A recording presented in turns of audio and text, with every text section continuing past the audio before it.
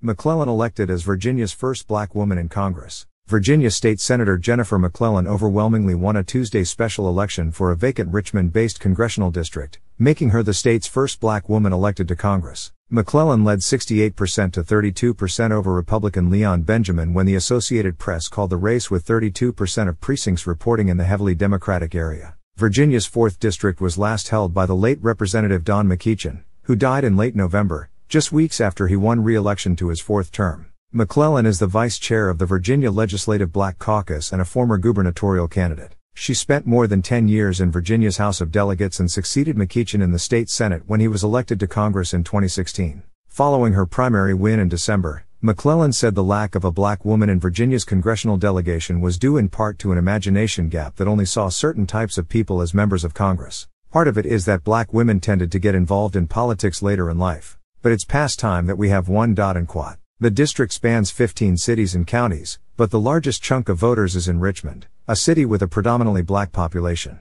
It's a deep blue seat that McClellan was favored to win following the action-packed firehouse primary in December, which the state Democratic Party scrambled to organize as 4 candidates jockeyed for the seat over the course of a week. Alexis Rogers, chair of the 4th Congressional District Democratic Committee, said she felt that momentum continued after the primary despite it being an off-year special election. "Democrats are just really fired up," she said. "It could be a decade or more before an opportunity to run happens, and, even in times when there are more competitive races in swing districts, a lot of times black women or women of color are considered less viable or less likely to win," Rogers continued. "It's a barrier that we're going to continue to have to chip away at, and I think that means helping organizations understand that they have to invest in black women candidates early, not just wait to see if they can make it to the primary.